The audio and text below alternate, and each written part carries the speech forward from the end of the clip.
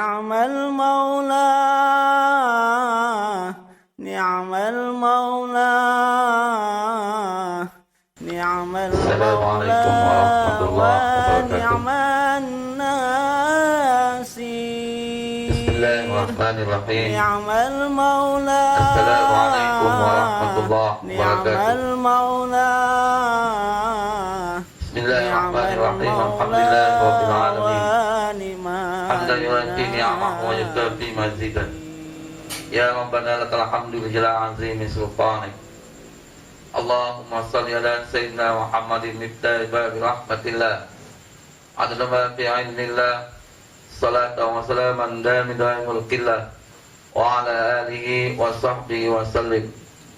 Alhamdulillah wa syukurillah. Pada malam ini kembali kita berjumpa dalam acara dakwah TV Akmal bekerja sama dengan Majelis Ta'lim Bersahabat dengan Ilmu. Alhamdulillah wa syukurillah, di studio telah hadir Al-Ustaz Ulian Nazli MPDI yang nanti akan memberikan kita tausiah ceramah yang insyaallah tentang hikmah Maulid Nabi besar Muhammad SAW.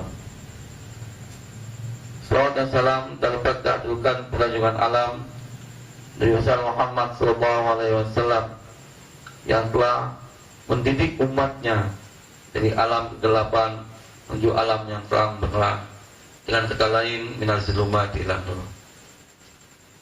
Alhamdulillah wa syukurillah, kita diberikan kesehatan, umur panjang.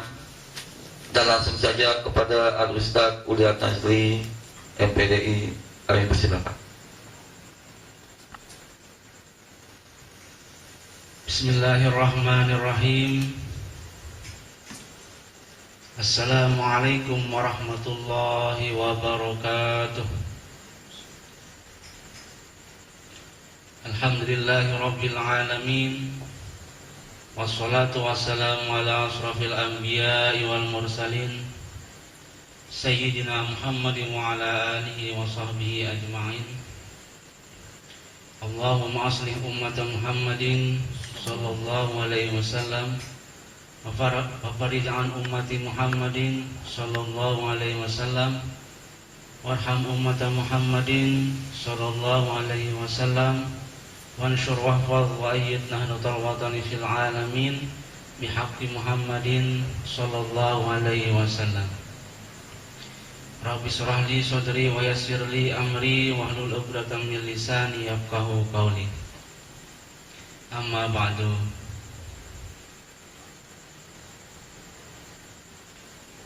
Jamaah pemirsa Amil TV yang dirahmati Allah Subhanahu wa taala.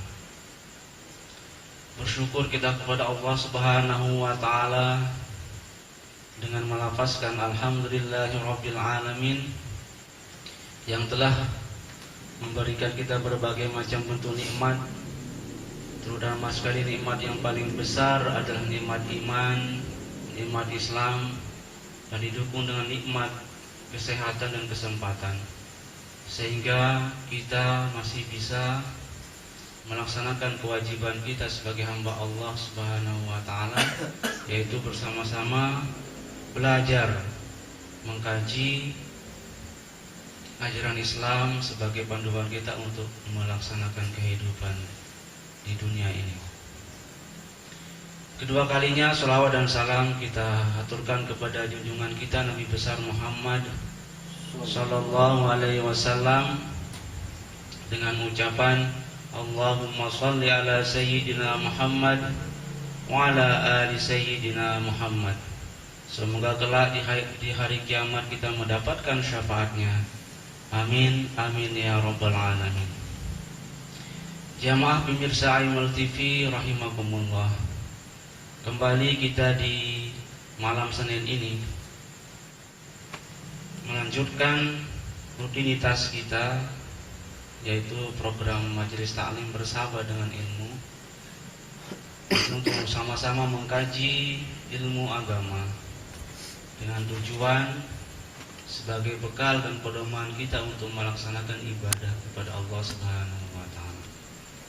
Semoga Allah Subhanahu wa taala mempermudah dan memberikan kita pemahaman agama, sehingga dengan pemahaman itu kita bisa mempraktikkan Islam dengan sempurna. Amin amin ya rabbal alamin. Jamaah pemirsa Imul TV rahimakumullah. Masih kita berada di bulan Rabiul Awal, di mana pada bulan ini merupakan bulan kelahiran baginda Nabi besar Muhammad sallallahu alaihi wasallam. Kalau kita refleksi sejarah, kalau kita membuka lembar sejarah, bahwa agama yang disebarkan oleh Rasulullah sallallahu alaihi wasallam adalah agama Islam yang disebarkan bukan dengan cacian, makian, melaknat dan mengklaim paling benar. Tapi Islam disebarkan dengan cara yang santun, sopan, hikmah atau kebijaksanaan dan lemah lembut. Sebagaimana dijelaskan dalam Al-Quran, Bismillahirrahmanirrahim. Ud'u ila sabili rabbika bil hikmati wal mau'izatil hasanah wajadilhum billati hiya ahsan. Inna rabbaka huwa a'lamu biman dhalla an sabilihi wa huwa a'lamu bil muhtadin. Serulah manusia kepada jalan Tuhanmu dengan hikmah dan pelajaran yang baik, dan bantalah mereka dengan cara yang baik. Sesungguhnya Tuhanmu dialah yang lebih mengetahui tentang siapa yang tersesat dari jalannya, dan dialah yang lebih mengetahui orang-orang yang mendapat petunjuk. Al-Quran Surat An-Nahl Surah ke-16 ayat 125. Ayat ini sudah sangat jelas dan tegas menjadi sebuah dalil bahwa berdakwah itu harus dengan cara yang baik. Hindari cara-cara yang tidak baik, seperti selalu menyalahkan kelompok Islam lainnya dan merasa diri paling benar dan paling mengikuti sunnah. Yang gemar membid'ahkan kelompok Islam mayoritas dengan berpatokan hanya kepada 1-2 dalil saja. Dalam ayat yang lain dinyatakan bahwa berdebat dengan ahli kitab atau Kristen saja itu ada aturannya dalam Al-Quran. Sebagaimana dijelaskan dalam Al-Quran, Bismillahirrahmanirrahim. وَلَا تُجَادِلُوا أَهْلَ الْكِتَابِ إِلَّا بِالَّتِي هِيَ أَحْسَنُ إِلَّا الَّذِينَ ظَلَمُوا مِنْهُمْ وَقُولُوا آمَنَّا بِالَّذِي أُنْزِلَ إِلَيْنَا وَأُنْزِلَ إِلَيْكُمْ وَإِلَٰهُنَا وَإِلَٰهُكُمْ وَاحِدٌ وَنَحْنُ لَهُ مُسْلِمُونَ. Dan janganlah kamu berdebat dengan ahli kitab, yaitu orang-orang Kristen, melainkan dengan cara yang paling baik, kecuali dengan orang-orang yang zalim di antara mereka. Dan katakanlah, kami telah beriman kepada kitab-kitab yang diturunkan kepada kami dan yang diturunkan kepadamu. Tuhan kami dan Tuhanmu adalah satu, dan kami hanya kepadanya berserah diri. Al-Quran Surat Al-Ankabut Surah ke-29 ayat 46. Kedua ayat di atas telah menjadi dalil kuat bahwa perintah untuk selalu memilih jalan yang terbaik dalam berdakwah. Ayat ini benar-benar telah dipraktikkan langsung oleh Rasulullah SAW. Terbukti dalam sejarah, ketika dalam medan pertempuran banyak para sahabat yang meninggal dan terluka. Kemudian ada para sahabat yang mengatakan dengan lantang, kutuk mereka, laknat mereka. Kemudian didengar oleh Rasulullah SAW. Lalu Nabi menjawab dalam keadaan dan situasi perang. Beliau berkata, Ma bu'istu la'anan wala sabab. Saya diutus oleh Allah bukan sebagai tukang laknat dan caci maki. Itu bukan saya, sabda Nabi. Tapi saya diutus oleh Allah adalah innama bu'istu rahmatan lil alamin. Aku diutus oleh Allah untuk rahmat dan kasih sayang bagi seluruh alam. Nah, itulah perilaku yang dicontohkan oleh Rasulullah SAW. Terhadap orang kafir pun kita dilarang untuk menzaliminya. Terhadap orang kafir pun kita dilarang untuk melaknat, mencaci mereka, apalagi sama Islam. Jika terjadi perbedaan pendapat dan penafsiran, maka tempuhlah dan sikapilah ia dengan cara yang baik dan bijak. Tempuhlah dengan cara dialog, jika perlu berdebat dengan cara yang baik. Tapi jika tidak menemukan persamaan, maka saling menghargailah. Contoh kasus kelompok yang selalu menyematkan bid'ah dengan kelompok lain dengan dalil surah Al-Maidah ayat 3. Kelompok itu mengatakan berdalil dengan ayat ini, yaitu Al-yawma akmaltu lakum dinakum wa atmamtu alaikum ni'mati wa raditu lakumul Islam madinah. Al-Quran surat Al-Maidah surah ke-5 ayat 3. Ayat ini mengatakan bahwa pada hari ini telah kusempurnakan untuk kamu agamamu dan telah kucukupkan kepadamu nikmatku dan telah kuridhoi Islam itu jadi agama bagimu. Inilah salah satu dalil mereka yang membid'ahkan amalan-amalan kelompok Ahlus Sunnah wal Jamaah dengan alasan yaitu agama itu telah sempurna. Kenapa ditambah-tambah lagi? Seperti perayaan Maulid. Mereka mengatakan bahwa apakah Maulid itu pernah dicontohkan di zaman Rasulullah dan para sahabat? Jika pernah, mana dalilnya, kata mereka. Jika ini alasan mereka, maka kita jawab dengan dalil juga. Pertama, jika agama telah sempurna seperti yang mereka katakan, maka kita bertanya kembali, apakah maksud ayat itu sempurna apa adanya atau sempurna sebagai dalil? Jika ia sempurna apa adanya, maka setelah turun ayat itu berarti tuntunan dan risalah yang disampaikan dan dilaksanakan oleh Rasulullah SAW tidak sempurna. Karena setelah turunnya ayat itu, Rasulullah masih hidup dan ternyata masih ada lagi ayat yang lain turun. Contoh, mana lebih duluan turun ayat yang berbunyi wa tammat kalimatu rabbika, telah tamat kalimat Tuhanmu.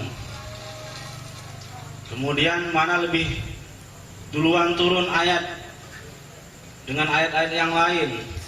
Ternyata setelah dibuka tafsir, kalau kita baca tafsir, ayat yang terakhir turun itu adalah surah Al-Baqarah ayat 281 yang berbunyi wattaqu yauman turja'una fihi ilallah tsumma tawaffa kullu nafsin ma kasabat wa hum la yuzlamun. Dan peliharalah dirimu dari azab yang terjadi pada hari yang pada waktu itu kamu semua dikembalikan kepada Allah. Kemudian masing-masing diri diberi balasan yang sempurna terhadap apa yang telah dikerjakannya. Sedang mereka sedikit pun tidak dianiaya atau dirugikan. Al-Quran surah Al-Baqarah surah kedua ayat 281. Ayat ini adalah ayat yang terakhir turun. Bukan lebih dulu ayat yang digunakan sebagai dalil untuk membid'ahkan kita. Berarti kalau ayat ini terakhir turun, berarti kalau kita mengartikan bahwa agama telah sempurna, berarti ayat yang lain setelah itu turun berarti menambah-nambah kesempurnaan agama. Ternyata bukan seperti itu cara memahaminya. Pertanyaannya kemudian, apakah ayat ini tidak sempurna karena turun setelah ayat yang menjelaskan telah disempurnakan agamamu? Kalau begitu cara memahami ayat itu, berarti ayat setelah itu turun termasuk dalam pemahaman tidak sempurna. Dan juga perbuatan yang dilakukan oleh para sahabat setelah ayat itu turun mengartikan telah menambah-nambah kesempurnaan agama. Hari ini agama telah sempurna dan Nabi masih hidup setelah ayat itu turun. Berarti Rasul masih memerlukan nikmat tambahan atau ayat lain untuk mengisi hari-harinya. Apakah ayat setelah itu turun menambah kesempurnaan agama? Kemudian hari ini telah kuridhoi Islam sebagai agamamu. Pertanyaannya kemudian, apakah sebelum turunnya ayat itu agama Islam yang dilaksanakan dan diajarkan Rasul sebelum itu tidak diridhoi? Apakah begitu cara memahami ayat itu? Jadi cara memahami ayat itu adalah kesempurnaan. Yang dimaksud itu adalah sempurna sebagai dalil, bukan sempurna apa adanya.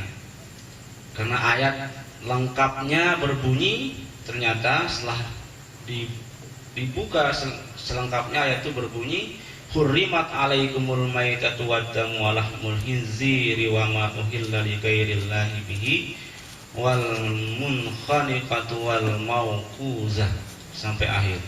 Diakhiri dengan al-yawma akmaltu lakum. Jadi diharamkan bagimu memakan bangkai, darah, daging babi, daging hewan yang disembelih atas nama selain Allah, yang tercekik, yang terpukul, yang jatuh, yang ditanduk dan diterkam binatang buas, kecuali yang sempat kamu menyembelihnya. Dan diharamkan bagimu yang disembelih untuk berhala. Dan diharamkan juga mengundi nasib dengan anak panah. Mengundi nasib dengan anak panah itu adalah kefasikan. Pada hari ini orang-orang kafir telah putus asa untuk mengalahkan agamamu. Sebab itu janganlah kamu takut kepada mereka dan takutlah kepadaku, kata Allah. Kemudian ayat ini menjelaskan, pada hari ini telah kusempurnakan untuk kamu agamamu, dan telah kucukupkan kepadamu nikmatku, dan telah kuridhoi Islam itu jadi agama bagimu. Maka barang siapa terpaksa karena kelaparan tanpa sengaja berbuat dosa, sesungguhnya Allah Maha Pengampun lagi Maha Penyayang. Nah, itu lengkap bunyi ayat itu yang digunakan sebagai dalil untuk membid'ahkan maulid. Kemudian selanjutnya, bantahan kita sebagai yang setiap tahun merayakan maulid, agama telah sempurna. Sesuai teks ayat itu menjelaskan bahwa agama telah sempurna menetapkan 5 hukum, yaitu wajib, sunnah, mubah, makruh, haram. Kemudian ayat inilah yang digunakan sebagai dalil untuk membid'ahkan perbuatan yang dianggap baik selama ini, semisal maulid, doa berjamaah, salaman setelah sholat, wirid berjamaah setelah sholat, dan lain-lain. Dan bahkan mereka mengatakan bahwa maulid itu adalah amalan yang pertama kali dipraktikkan oleh Syiah. Apakah benar anggapan mereka? Mari kita buktikan dengan membaca sejarah yang benar. Ada 3 pendapat yang masyhur di kalangan umat Islam, yaitu yang pertama kali menggelar maulid diantaranya ada 3 pendapat. Yang pertama, perayaan maulid pertama kali diadakan oleh dinasti Ubaid, yaitu dinasti Syiah Fatimiyah di Mesir, yang berhaluan Syiah Ismailiyah atau Rafidah. Dinasti ini berkuasa di Mesir pada tahun 362 sampai 567 Hijriah.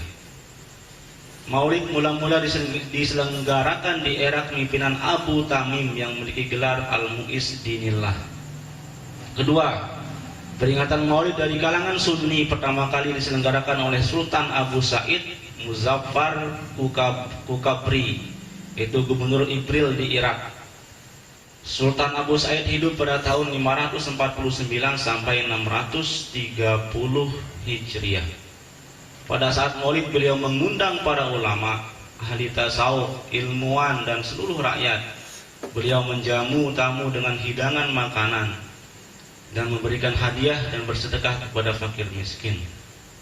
3. Perayaan maulid pertama kali diselenggarakan oleh Salahuddin Al-Ayyubi, itu sekitar tahun 567 sampai 622 Hijriah, di bawah kekuasaan Daulah Abbasiyah. Tujuannya adalah untuk meningkatkan semangat jihad umat Islam pada saat perang salib yang merebut Yerusalem dari kerajaan Salibis. Pertanyaannya kemudian, manakah versi yang paling benar? Mari kita buka sejarah dan pendapat para ulama. Jangan sampai kita berpendapat sendiri tanpa argumen yang jelas. Dalam hal ini Imam Jalaluddin As-Suyuti menjelaskan, orang yang pertama kali merintis peringatan maulid ini adalah penguasa Ibril, Gubernur Malik Al-Muzaffar yaitu Abu Sa'id Ukabari bin Zainuddin bin Baghtatian, salah seorang raja yang mulia, agung dan dermawan.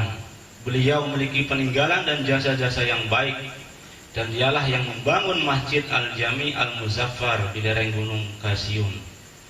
Nah, inilah orang pertama kali yang merayakan Maulid dari kalangan Sunni, yaitu kalangan Ahlus Sunnah wal Jamaah, bukan Syiah yang selama ini mereka anggap.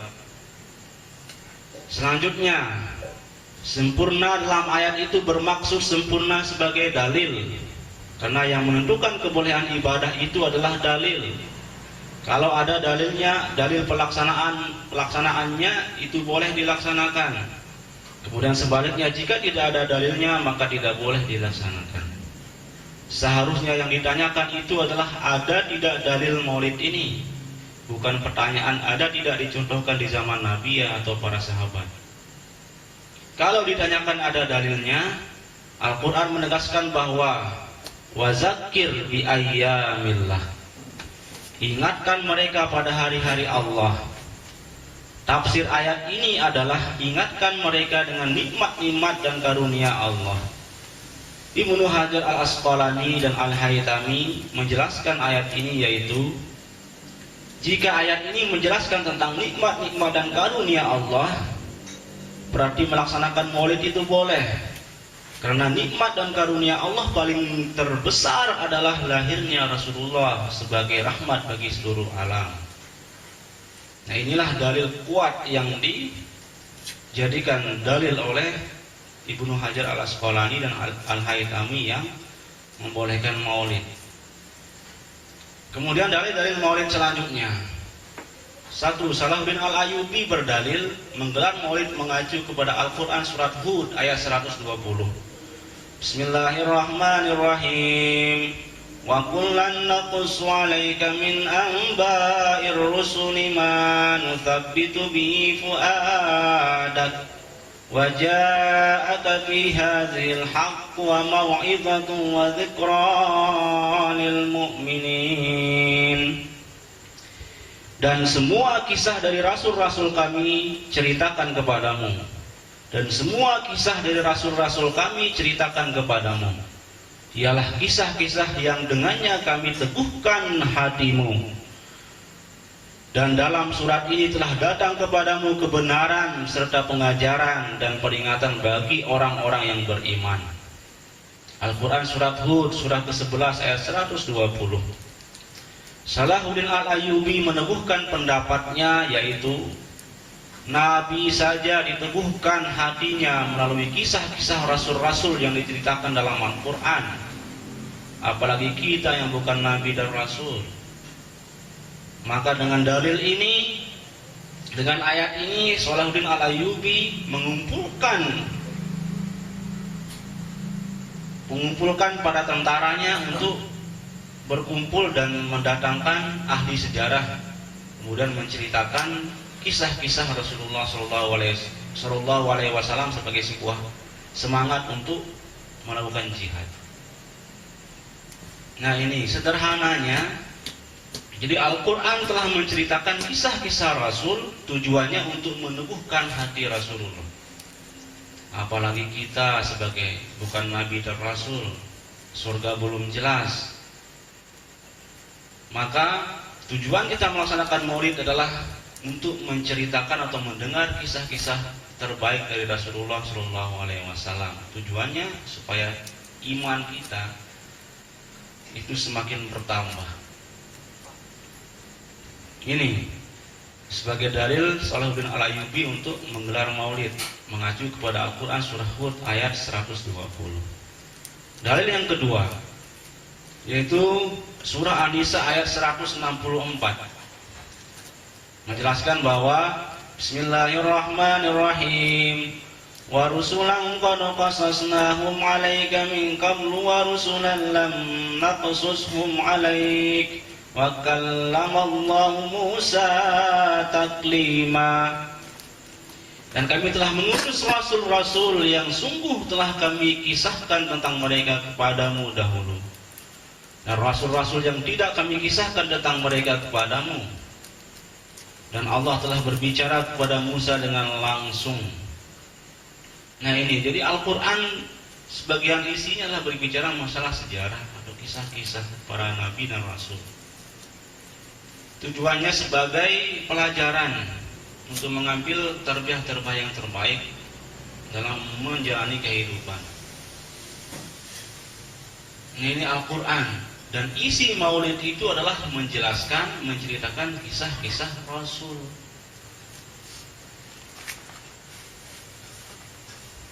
Jadi Al-Quran menceritakan kisah-kisah Rasul, kemudian isi maulid itulah menceritakan kisah-kisah Rasul. Mana tidak bolehnya di situ? Al-Quran saja menganjurkan. Masa menceritakan kisah-kisah Rasul itu adalah bid'ah? Kita punya dalil, yaitu ayat. Kemudian yang ketiga, dalil maulid selanjutnya itu surah Al-Qalam ayat 4. Berbunyi, wa innaka la'ala khuluqin azim. Dan sesungguhnya kami benar-benar berbudi pekerti yang agung. Dan sesungguhnya kamu benar-benar berbudi pekerti yang agung. Jadi ayat ini memuji Rasulullah SAW dengan mengatakan berbudi pekerti yang agung. Allah memuji Rasulullah dengan mengatakan agung. Nah, tujuan maulid itu adalah untuk mengagungkan Rasulullah. Kenapa kita agungkan? Allah saja mengagungkan Rasulullah, apalagi kita. Wa innaka la'ala khuluqin azim, kata Allah. Dan sesungguhnya kamu benar-benar berbudi pekerti yang agung. Allah memujinya. Dan kita melaksanakan maulid itu adalah untuk menghormati, untuk mengagungkan Rasulullah SAW. Nah, Al-Quran menganjurkan. Mana tidak bolehnya, mana bid'ahnya? Karena kita berdalil dengan Al-Quran. Kita sepakat bahwa Islam itu dalilnya adalah Al-Quran dan Sunnah. Nah, kita merayakan maulid itu tentu mengacu kepada dalil. Keempat, dalil maulid selanjutnya yaitu surat Al-Hajj ayat 30 yang berbunyi, Bismillahirrahmanirrahim. Dzalika wa may yu'azzim hurumatillahi fa huwa khairul lahu 'inda rabbih. Khairul lahu 'inda rabbih wa uhillat lakumul an'amu illa ma yutla 'alaikum wajtanibur rijsa minal awthani wajtanibu qaulaz zur.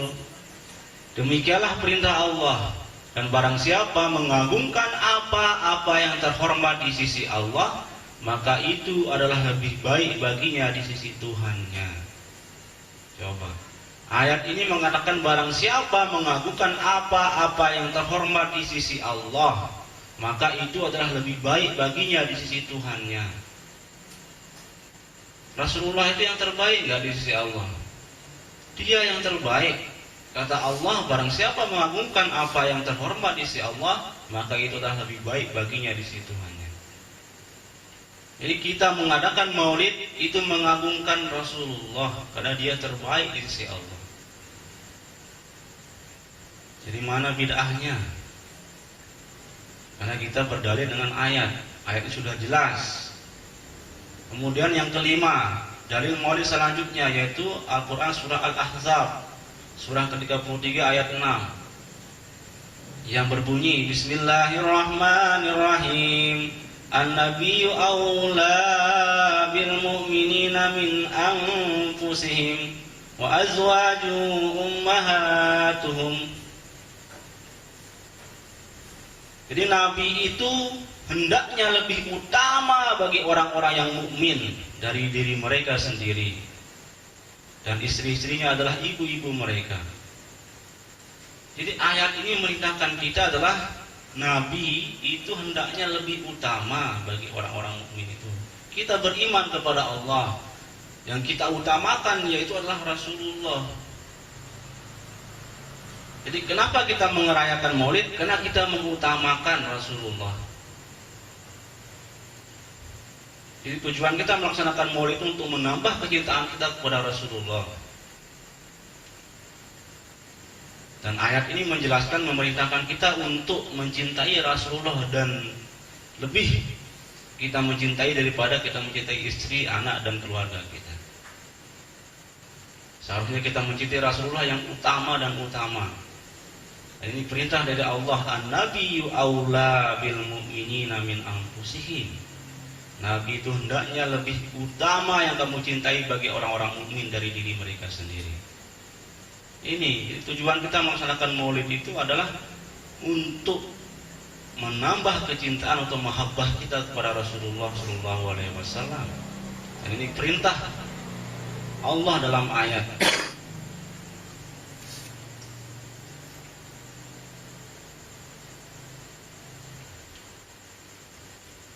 Nah itu, jadi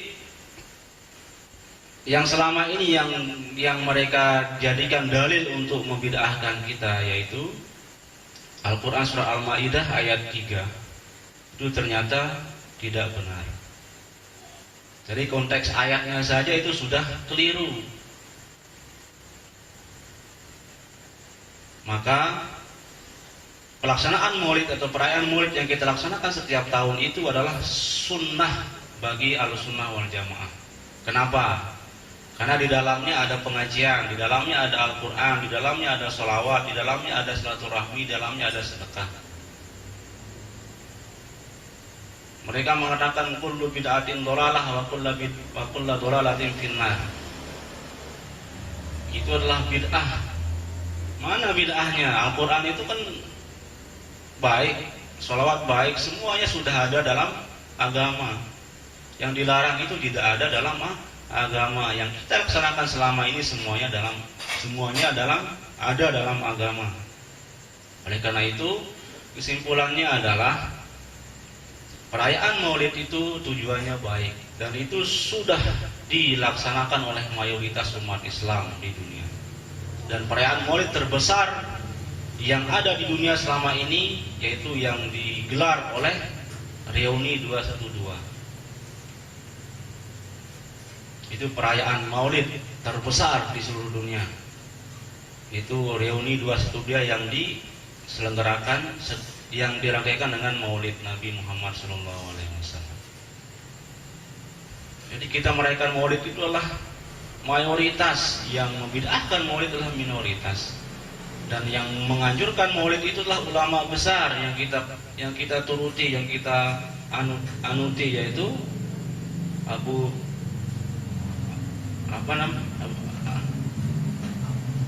Hajar al-Asqalani al-Haytami. Sebenarnya sudah dijelaskan di atas tadi. Oleh karena itu, mudah-mudahan ini sebagai bantahan dengan cara yang bijak. Jadi kami bermaksud untuk menjelaskan masalah ini supaya masyarakat tidak bingung. Jadi kita melaksanakan Maulid itu punya dalil, punya ayat, punya sunnahnya, ada sunnahnya, bukan bid'ah yang selama ini dianggap. Oleh karena itu mudah-mudahan ini sebagai solusi bagi kita semua.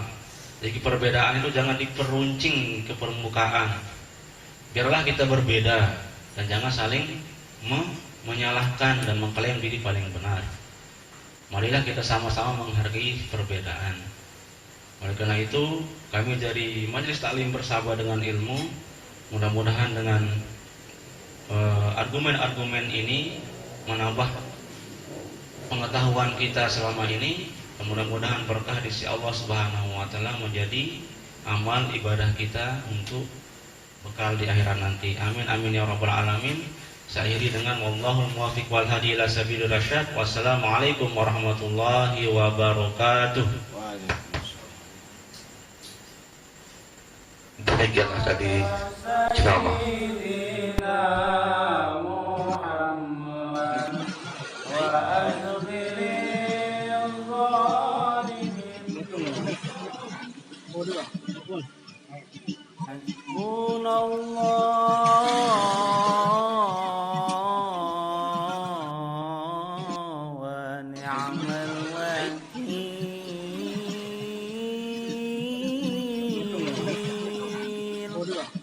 Hasbunallah